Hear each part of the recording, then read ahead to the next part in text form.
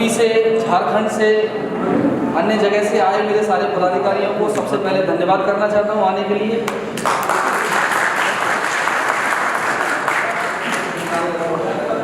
अभी तक देखिए आप सबको पता है कि यहाँ जो ये कार्यक्रम चल रहा है, इस कार्यक्रम का उद्देश्य क्या है और हम सब यहाँ क्यों इकट्ठा हुए हैं। अभी जैसे हमारे मंच संचालन कर रहे थे पूरन सागर जी, सब कुछ किया परंतु एक ही चीज़ नहीं कर पाए कि लोगों को कंट्रोल कैसे करना। ये भीड़ है, ये कंट्रोल नहीं होनी, और ये मानवाधिकार सहायता संघ की भीड़ है, ये कंट्रोल नहीं होगी, ये कंट्रोल नहीं होनी है। कितनी भी कोशिश कर लीजिए, यहाँ बैठा हर एक शख्स निस्वार्थ भावना लेकर बैठा है। कोई ऐसा व्यक्तिगत लालच नहीं है, व्यक्तिगत कोई ऐसा हित नहीं है जिसके लिए यहाँ बैठे। ऐसा है क्या? कोई व्यक्तिगत हित के लिए यहाँ बैठे हैं?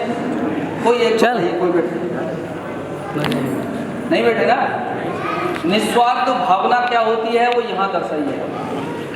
बिहार में पटना के अंदर जो ये कार्यक्रम हो रहा है, अच्छा लग रहा है, ये संगठन का सफलतम कार्यक्रमों में से एक माना जाएगा, क्योंकि आप सभी की मेहनत और ये पूरे जितने भी सहायक यहाँ लगे हुए हैं, महीनों से लगे हुए हैं। 1 महीने पहले से पूरी योजना बनाई गई, उसके बाद में कार्यक्रम को यहाँ आज अंजाम दिया जा रहा है। तो आप सबसे निवेदन रहेगा कि थोड़ी सी देर बैठ के, कुछ ज़रूरी चीज़ें होती हैं, कुछ ज़रूरी बातें होती हैं जो आपके साथ करनी है, क्योंकि रोज़ रोज़ ना तो हम यहाँ होंगे और ना ही आप होंगे यहाँ। देखिए, सम्मान व्यक्ति को जो दिया जाता है या जो सम्मान होता है, वो एक हमारे जीवन का और एक हमारे रास्ते चलते हुए कुछ स्टेप होते हैं, उनके द्वारा दिया जाता है, जो हमारे द्वारा किए गए कुछ अच्छे कार्य कर्म होते हैं। बोलते हैं ना कि हमें अगर अपने लिए लड़ना है तो पहले अपने आप को लड़ने लायक हमें बनाना पड़ेगा।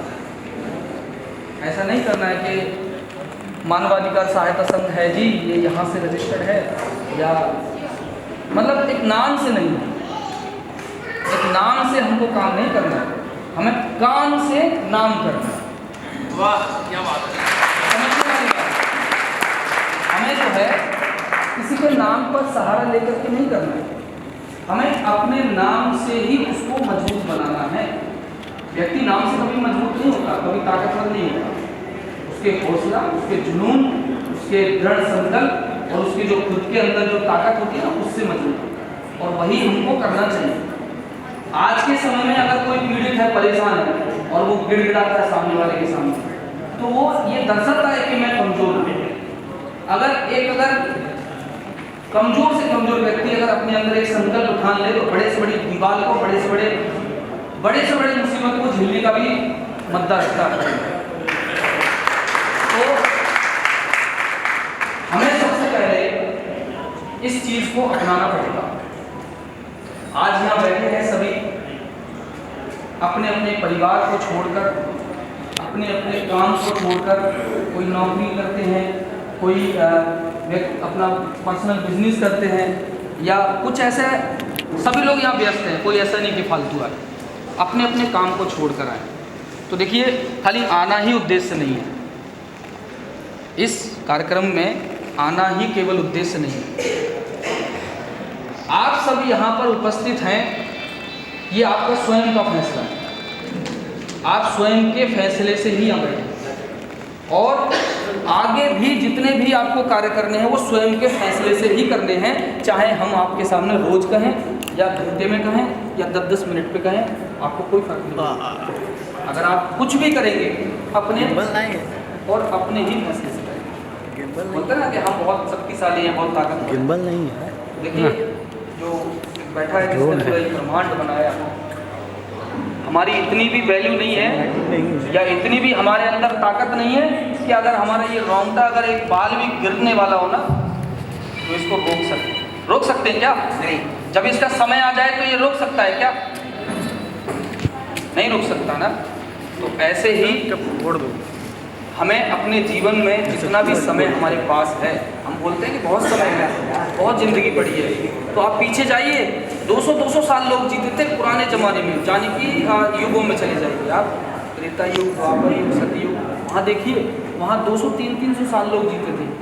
और कहीं मत जाइए, हमारे बीच में जितने भी बुजुर्ग बैठे होंगे, उनके पिताजी होंगे तो वो ऐसे नहीं है कि 40 साल की उम्र में उनका देहांत हो गया, वो 100, 110, 80, 90 इतने ऊपर से ऊपर एज पहुँची है या नहीं पहुँची? उसका कारण क्या है? हम सबको पता है उसका कारण क्या है? नहीं मालूम ना। आज 20 साल की उम्र होते ही आज का युवा हाँपने लग जाता है। अभी हमारे एक गौरव शर्मा जी कह रहे थे, सर आप तो बड़े कमज़ोर हो। हमने सिर्फ एक ही बात कही, मैंने कि हमारे शरीर में से एक हमारी हड्डी भी अगर जब ज़रूरत पड़ेगी तो हम सामने वाले को देने के लिए तैयार हैं।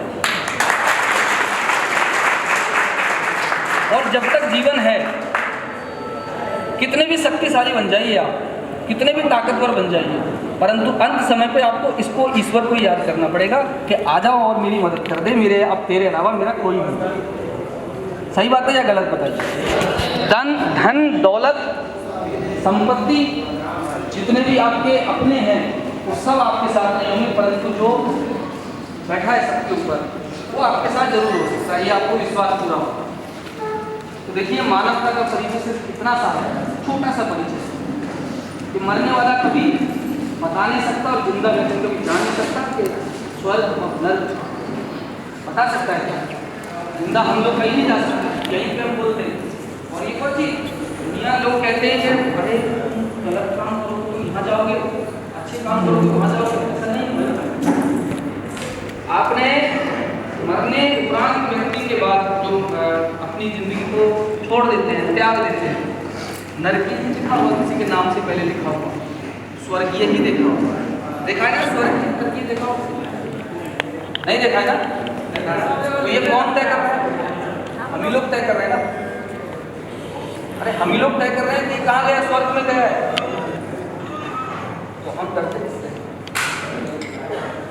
अपने कर्मों से। अगर हम गलत करेंगे तो हमारे साथ गलत, अच्छे करेंगे तो अच्छा होगा। अगर आज हम इस चीज़ को खुद स्वयं तय कर रहे हैं कि इस व्यक्ति को इस दुनिया से जाने के बाद वहाँ गया है, तो इसकी कल्पना कौन कर रहा है? हम ही लोग कर रहे हैं। तो ये कर्म के आधार पर ही व्यक्ति का जीवन तय होता है।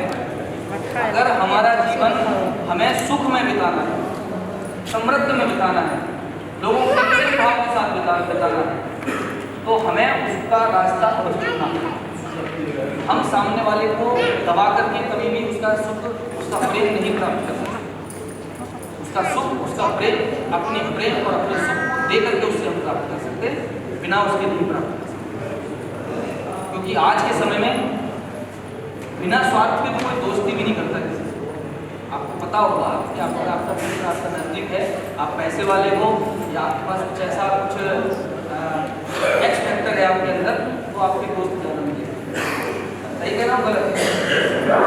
बिना किसी मतलब की कोई दोस्ती भी नहीं करता है इस दुनिया में। और हम बिना किसी मतलब के सामने वाले की मदद करने के लिए पहुंच गए, जिसको हमें जानते तक नहीं, पता तक नहीं। ये उद्देश्य है संगठन का पहला, प्रथम उद्देश्य संगठन का, ये पहला उद्देश्य है, ये विचारधारा है हम लोगों की।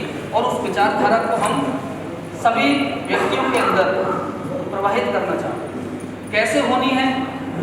आपके सबके सपोर्ट की जरूरत है, अकेले से नहीं हो सकते। जब तक आप लोग सपोर्ट नहीं करेंगे, जब तक आप लोग सहयोग नहीं करेंगे, तब तक पॉसिबल नहीं, संभव नहीं। और असंभव कार्य को संभव बनाने में भी एक व्यक्ति का ही हाथ होता है। तो देखिए, हम यहाँ पर आज आए हैं, अपना समय एक निकाल करके आए, तो आज हमें खुद से एक सवाल करना है, अपने आप से एक सवाल करना है। और सवाल ये करना है कि हमारे होते हुए हमारे पास में कोई वृद्ध, कोई दुखी, कोई सताया हुआ, कोई जो है बीमार, या मतलब एक मनुष्य अगर अपने खुद के कर्म से मान लीजिए या मर्म से मान लीजिए, कैसे भी अगर परेशान है, अगर वो आपके नज़दीक है, तो हमारे होते हुए परेशान क्यों? हम उसका दुख दर्द खत्म नहीं कर सकते, परंतु अगर हम चाहें तो छोटे छोटे उसके साथ अच्छे काम करके उनकी समस्या को हल करने की कोशिश करें, तो हमसे देख करके और लोग सामने वाले जो भी हैं वो भी करने लग जाएंगे। आपने देखा होगा लॉकडाउन में कितनी बड़ी समस्या सबको हुई, कोई भूखा नहीं मरा था ना, आपने किसी को कोई उनसे थक गया, बीमारी से जरूर गया। जो सड़क के किनारे जो लोग लेटे रहते थे, हम देखते थे जाके उनके उसमें झुग्गी झोंपड़ियों में हम जाते थे रात को 2-2, 4-4 बजे, रात भर 24-24 घंटे। मैं खुद एक प्रोफेशनली डॉक्टर हूँ और मैंने वो समय देखा है। आप समझ सकते हो डॉक्टर क्या मतलब देखा होगा, वो सब देखा है मैंने। उससे हट के रात को हमें समय मिलता था, हम लोग जाते थे और ये सब चीज़ें हम देखते थे। ये संगठन का जो उदय हुआ है ना, ये लॉकडाउन की वजह से हुआ है। ना लॉकडाउन आता, ना संगठन होता, ना हम यहाँ होता।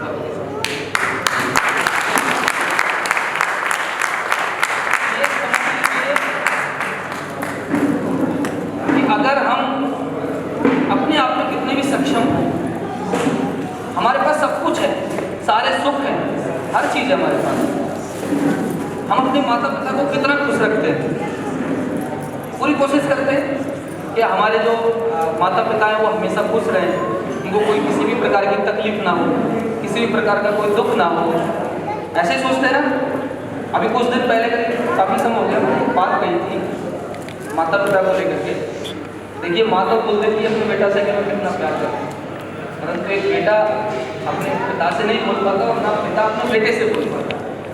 सही है ना? किसी ने कहा है आज तक अपने पिताजी को तो मैं आपसे बहुत प्यार करता हूँ? किसी ने कहा? हाथ खड़ा करो, किसी ने कहा? किसी ने कहा नहीं, और नहीं कहा ना किसी ने। अच्छा मम्मी से किसने कहा, माँ से किसने कहा कि हम करते हैं? माँ से तो सबने कहा होगा, पिताजी से किसने कहा? यानी बेटियां तो बोल सकती हैं पापा को, तो है। हम जितने भी, अच्छा बताइए ना किसने कहा अपने पिताजी को पिताजी मैं आपसे बहुत प्यार करता हूँ? नहीं है ना। ये होता है अंतर भावना अपने पिता को लेकर कि अपनी भावनाएं जहाँ जागृत नहीं की जाती हैं उससे खून तो छोड़िए 7 जन्म का कनेक्शन होता है। अगर आप ये सोच रहे हैं कि इस जन्म में मेरे यही पिताजी मिलेंगे तो अगले जन्म में भी वही मिलेंगे, आपको सोच लीजिए। ये कनेक्शन होता है, माँ से कनेक्शन होता है ओपन, पिता से यहाँ से कनेक्शन होता है। आपके साथ में कितने भी दुख हो, कितनी भी समस्या आ जाए, और अगर आपके पिताजी के हाथ में लाठी लगी हुई है ना, उनके पास कपड़े भी पहनने के लिए नहीं है, अगर आपने बोला कि पिताजी मुझे ये समस्या है, तो सत्य बोलता हूँ वो लाठी में भी दम भर जाएगा और बोलेगा मैं तेरे साथ खड़ा हूँ लड़ने के लिए, किससे लड़ना है बोल, मैं मारूंगा। उस जगह पर ना पैसा काम करेगा, उस जगह पर ना पावर काम करेगी, उस जगह पर एक भावना काम करेगी, और वो भावना होगी एक पिता की। ढलती उम्र जो बुजुर्ग वृद्ध जो एक पिता है उसकी बोलती होगी, वो बोलेगा कि मैं तेरे साथ खड़ा हूँ। वो होता है एक पिता और बेटे का प्रेम। अगर हमारे जीवन में हम सभी आज अगर एक गांठ बांधे कि हम अपने माता पिता को कभी दुखी नहीं होने देंगे, कभी समस्या नहीं होने देंगे। अगर वो हमें गाली देते हैं तो उनकी गाली भी हमारे लिए एक वरदान है। अगर हमें वो पिटाई करते हैं तो हमारे लिए पिटाई भी एक सही रास्ता बताने का एक गुरु के तौर पे हम जो है उनकी पिटाई भी सही कर सकते हैं। आज का समय नहीं है ऐसा, आज का समय सोशल मीडिया का है। लोग माता पिता से कम पूछते हैं, घर पे आते हैं काम करके पहले मोबाइल खोल के बैठते हैं, पूछा भी नहीं मम्मी खाना खाया कि पापा खाना खाया, कोई नहीं पूछता ना, बहुत कम लोग पूछते हैं। परंतु माँ और पिता जरूर पूछ सकता है कि बेटा आ गया मेरा खाना खाया, परंतु बेटे ने नहीं पूछा कि माँ तुमने खाया नहीं खाया। तो संगठन का दूसरा उद्देश्य है हर एक माँ बाप को संरक्षण देना।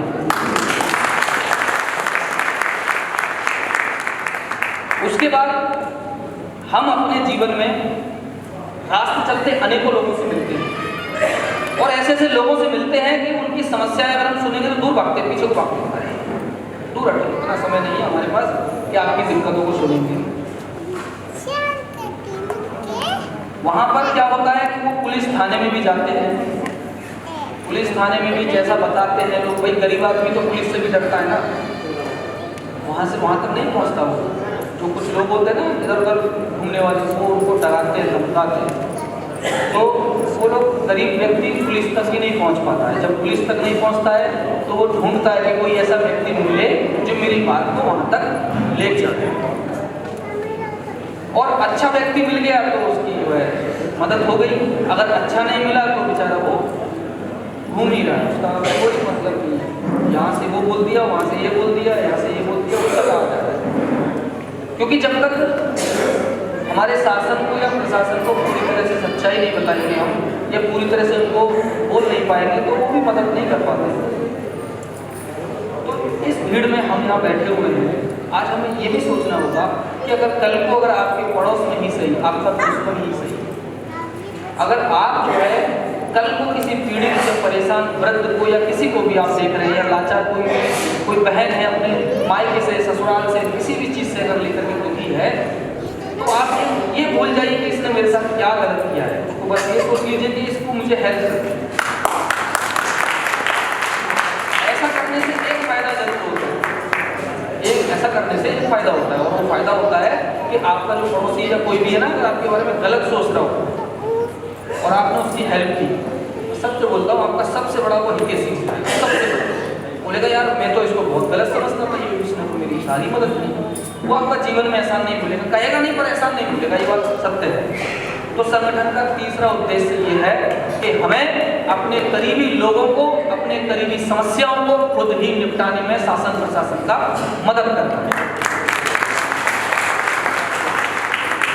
उसके बाद हम बिहार की राजधानी पटना में, बिहार एक वो राज्य है जिसका इतिहास हमेशा संघर्षों से भरा रहा है। सही बात है ना? हमेशा संघर्षों से भरा रहा है, हमेशा समस्याएं बिहार ने झेली हैं। आज भी समस्याएं एक नहीं है, अनेकों समस्याएं। देखिए कोई भी सरकार आ जाए, कुछ भी 100 में से 100% करने की कोशिश करें, परंतु वो सब कुछ नहीं हो सकता जो चाहते हैं। तो ऐसा नहीं है कि सारा काम सरकार करेगी या सारा काम भैया पुलिस वाले ही करेंगे, प्रशासन करेगा, ऐसा नहीं है। हम भी इस बिहार के रहने वाले हैं, हमारा भी ये कर्तव्य रहता है कि हम उसमें थोड़ी सी अपनी सहभागिता दें। बनता है नहीं बनता है? अगर आज हम जो है अपने राज्य को अगर शुद्ध बनाना चाहें, अच्छा बनाना चाहें और एक संपन्न बनाना चाहें, तो हर एक नागरिक का उसके अंदर उसका 1%, कम से कम 1% उसका सहभागिता होना अति आवश्यक है।